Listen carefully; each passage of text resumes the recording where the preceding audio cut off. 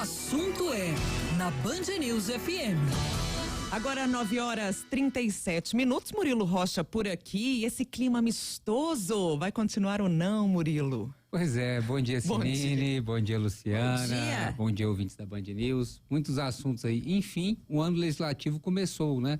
Mas assim, se a gente for pegar, já começou há muito tempo, né? Começou lá no dia 1º de janeiro, quando teve aquela eleição para a nova presidência da Câmara de Vereadores em BH, né? Parece que já está um ano aí com essa nova legislatura, mas na verdade o ano legislativo começou ontem, como a gente viu aí com pautas distintas, Assembleia e Câmara, né? Vou começar aqui pela Assembleia, que está mais fácil de mapear, né? E o que na Assembleia o governo de Minas pretende, pelo menos num primeiro momento, a gente viu aí, é a questão do Propag.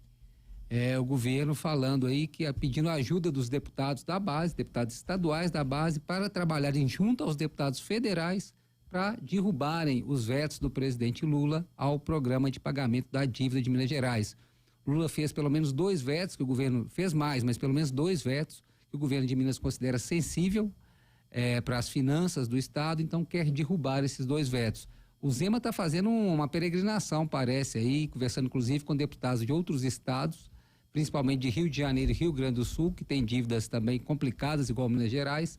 O Zema está conversando com esses parlamentares, fazendo articulação, logicamente, não só ele, outras figuras do governo Zema, fazendo aí uma articulação com deputados de Rio de Janeiro, Rio Grande do Sul, e claro, com os de Minas Gerais, para poder tentar aí derrubar esses vetos do Propag. Só em Minas são 53 deputados federais, né? Então, e ele está trabalhando com os deputados estaduais também, que lógico são ligados a deputados federais, para conseguir ampliar. Logicamente, desses 53 mineiros, nem todos vão votar a favor, né, do Zema e a favor da derrubada dos vetos, né? Principalmente os do PT, PSOL, enfim, a base do governo Lula. Os partidos da base não vão votar com o governo Lula pela manutenção dos vetos. Mas o Zema está fazendo esse trabalho aí, com Rio de Janeiro e Rio Grande do Sul também, para tentar a derrubada desses vetos. Então, a volta do Legislativo foi meio dominada por esse assunto. O próprio presidente da Assembleia, Tadeu Leite, que foi reconduzido aí à presidência por mais 2 anos, ele falou que vai ajudar o governo, né, que está disposto a aperfeiçoar o Propag, né, a questão dos vetos e tal. Houve uma sinalização ali de um começo, pelo menos tranquilo, na Assembleia Legislativa.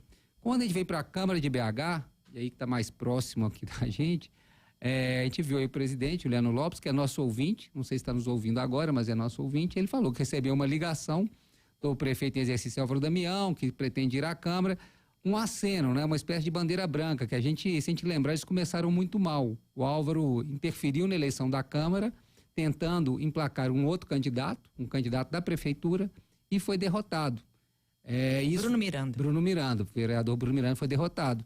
Isso foi muito mal visto aí pelo grupo do presidente atual, Juliano Lopes, que achou uma traição por parte do Álvaro e de outros vereadores, que a prefeitura falou que não ia interferir no processo, acabou interferindo. Então, vocês lembram aí que chamou ele de palhaço, pateta, né? Pateta.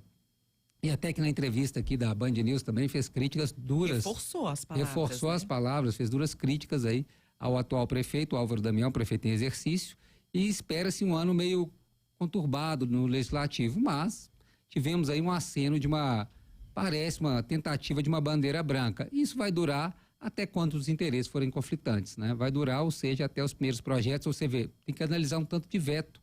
A gente leu aqui nas manchetes, pelo menos 6 vetos, né, da prefeitura estão na pauta aí do Legislativo, tem que avaliar. Vamos ver como vai ser esse desempenho. Agora já me chamou a atenção, né, o primeiro projeto colocado em pauta, né, são 2 mais um deles, né, gente? Entrando, saicando, e a Câmara de Belo Horizonte continua discutindo literalmente o sexo dos anjos, né? Coisas que dizem muito pouco ao cidadão de Belo Horizonte, à vida do cidadão de Belo Horizonte, que está preocupado com o preço da tarifa do ônibus, que está preocupado com as inundações, com a questão dos moradores em situação de rua na cidade, com o trânsito da cidade. E os caros vereadores de Belo Horizonte vão votar um projeto para definir que o sexo biológico seja decisivo aí na participação de competições, ou seja, se nasceu menino só pode participar de competições esportivas masculinas, né? Olha a preocupação, primeiro projeto prioritário dos vereadores de Belo Horizonte. além de dizer muito pouco da urgência dos problemas da cidade, tem grande chance de ser derrubado por ser inconstitucional. Eu não tenho certeza do que estou falando aqui nesse caso, da constitucionalidade do projeto, mas grandes chances de ser derrubado, inclusive o STF já, já deve ter entendimento sobre essa questão. Mas o que mais chama a atenção é qual que é a urgência de um projeto desse para a vida de você, cidadão de Belo Horizonte. Se o menino A vai disputar uma competição num time feminino, aí de uma Copa Municipal, de um torneio municipal, torneio de escola, o que isso vai interferir na vida do cidadão de Belo Horizonte que está preocupado? É com o IPTU, é com o buraco da rua, é com a chuva, né? Os problemas, falta de solução para a chuva, é com a zeladoria da cidade, enfim. E a Câmara já vai começar discutindo este projeto. Você espera uma dobradinha, um repeteco Nicolas Duda nessa nova legislatura? Sim, eu tenho falado isso desde a eleição, desde quando saiu os resultados das eleições, né? Os personagens são diferentes, né? Pablo e Pedro Rousseff, sobrinho da presidente Dilma Rousseff, que se elegeu vereador, e o Pablo, que era assessor do Nicolas, também se elegeu vereador, inclusive o mais votado da história de Belo Horizonte, quase 40 mil votos. Eles vão... não é? Se eu não me engano, o Vili... Não, o Pablo foi o mais votado. E tem o Vili, isso, que também, muito ligado, acompanhou o Bruno Engler em toda a campanha da prefeitura, também ligado muito ao grupo também, né? Bolsonarista, muito bem votado. Mas principalmente o Pablo e o Pedro Rousseff, eles vão vão tentar repetir o que fizeram lá atrás, Nicolas e Duda. Pautas muito ideológicas que provocam embate, pouco resultam em coisas práticas para a cidade, e foram catapultados a deputado federal. Né? Eu acho, não, né? Tenho certeza, e pelo começo da atuação do Pablo e do Pedro Rousseff, as entrevistas também, já vê esse embate, que provavelmente daqui a 2 anos eles vão sair como tentativa de deputado, justamente embasado aí nessas bandeiras ideológicas, e podem repetir ou não o feito de seus antecessores. Mas já começa com essa discussão, né? Eu volto a falar.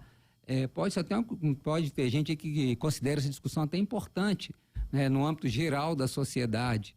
Essa questão do sexo biológico definindo a questão da participação nas competições esportivas.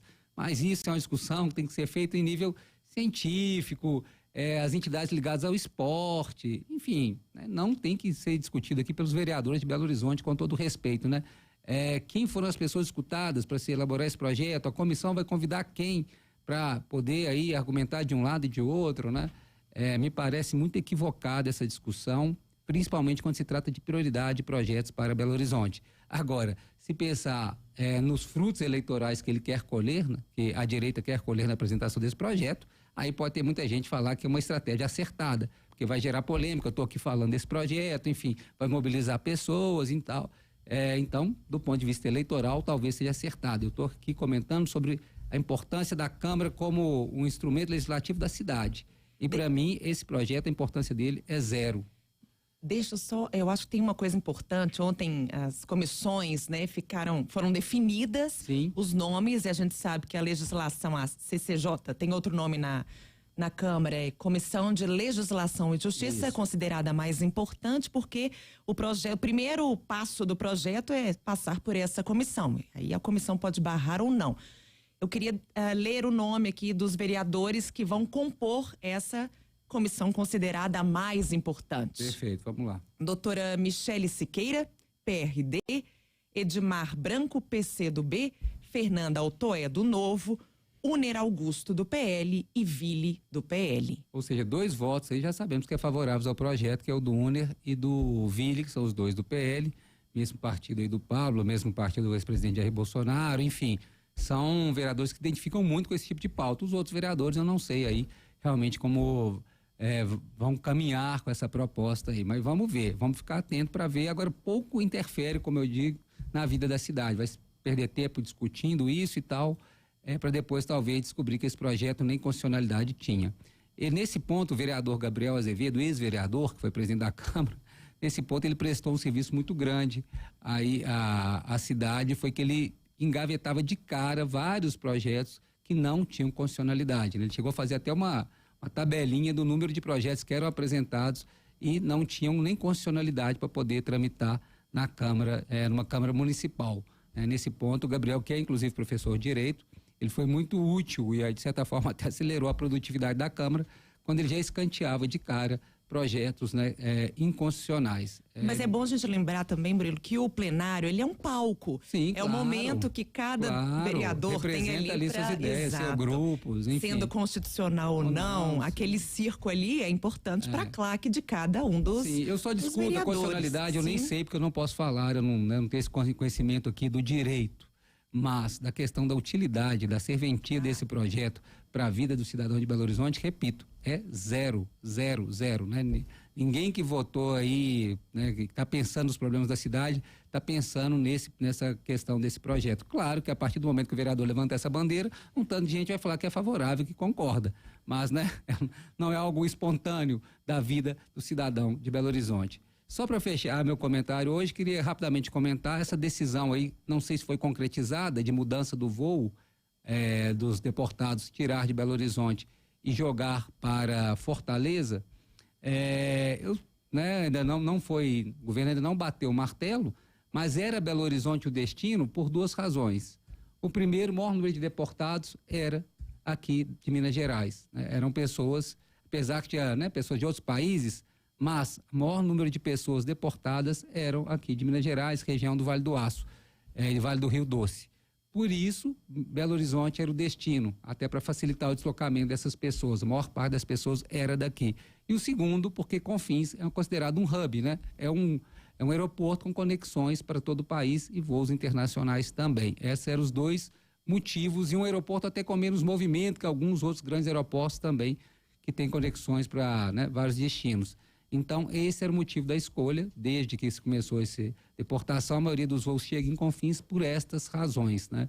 Agora o governo tem que pensar o seguinte: uma vez que chegou em Fortaleza, vai dar algum suporte também, uma vez que a maioria são mineiros, para essas pessoas se deslocarem de lá para o seu destino, aqui em Minas Gerais, interior do estado, ou vai ser cada um por sua conta e risco, né? Acredito que seja essa segunda opção, mas é um ponto que chama a atenção, né? A escolha de Confins, o motivo era essa, não é porque se gostava ou não de Belo Horizonte, não. É porque a maioria dos deportados eram aqui do estado.